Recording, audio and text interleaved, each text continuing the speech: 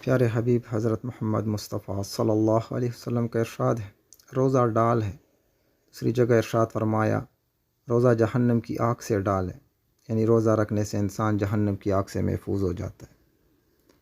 علماء کرام اس ڈال کو دو طریقے سے لیتے ہیں۔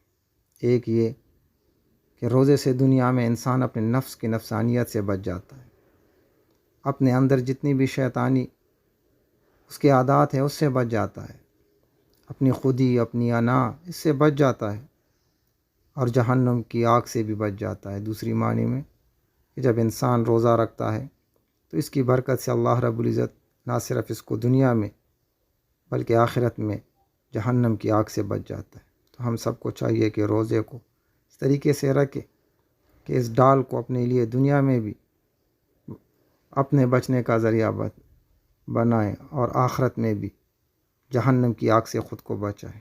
آمین۔ میرے لیے بھی دعا کرنا۔